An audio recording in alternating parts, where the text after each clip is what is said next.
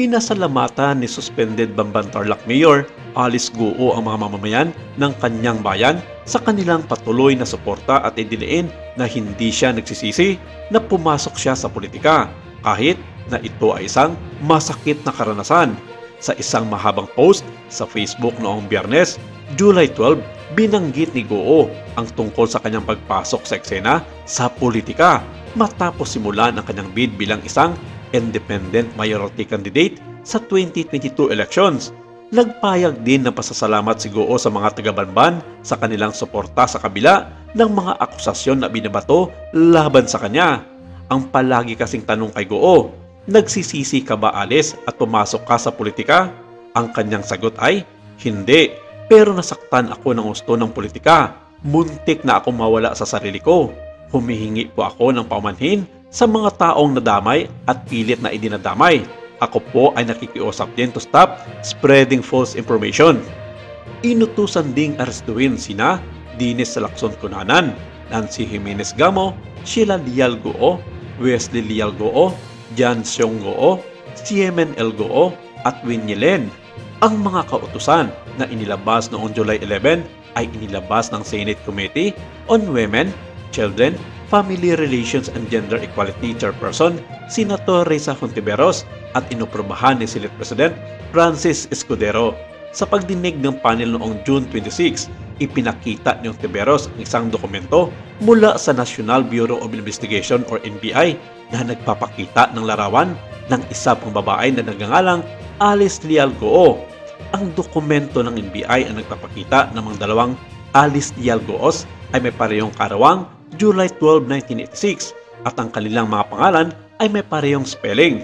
Ayon kay Hontiveros, idiniklara rin ng dalawang Guos ang Tarlac bilang kanilang lugar ng kapanganakan. Nagtaas ng hinala si Senador Sherwin Gatchalian na suspendidong alkalde at si Guo Huaping ay iisang tao na binanggit ang mga dokumento mula sa Board of Investment or BOI at Bureau of Immigration. Sinabi ni Gatchalian habang iniharap niya ang mga dokumento ng BOI ng aplikasyon ng pamilya Guo para sa Special Investors Resident Visa. Alice Guo might be Guo Huaping who entered the Philippines on January 12, 2003 when she was 13 years old. Her real birth date is on August 31, 1990.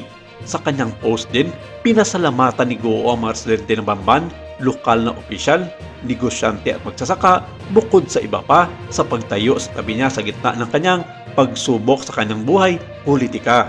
Sa unang bahagi ng linggo ito, sinabi ng Office of the Senate Sergeant at Arms or OSAA na binanggit ang impormasyon mula sa katulong ng kaaway ng alkalde na ilang linggo nang hindi nakikita si Guo sa kanyang sakahan.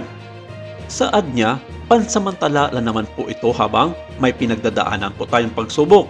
Pero hindi lahat ay hawak sa leeg ni Mayor at ilan nga dito ay very vocal sa kanilang mga panawagan na hindi nga lehitimong Pilipino si Mayor Guo at ginagamit lamang siya ng ilang mga matataas na opisyal ng gobyerno na may koneksyon sa Pogo base na rin sa ilang mga taga Bamban Tarlac. Maraming mga lokal na makailang beses nilang naispatan noon ang presensya ng dating senador na si Lito Lapid na ilang beses nang pabalik-balik sa kanilang lugar na walang kadahilanan. Well, sabi ng iba, politics is politics at natural lamang sa isang public servant na magbisita sa ibang lugar kung kinakailangan.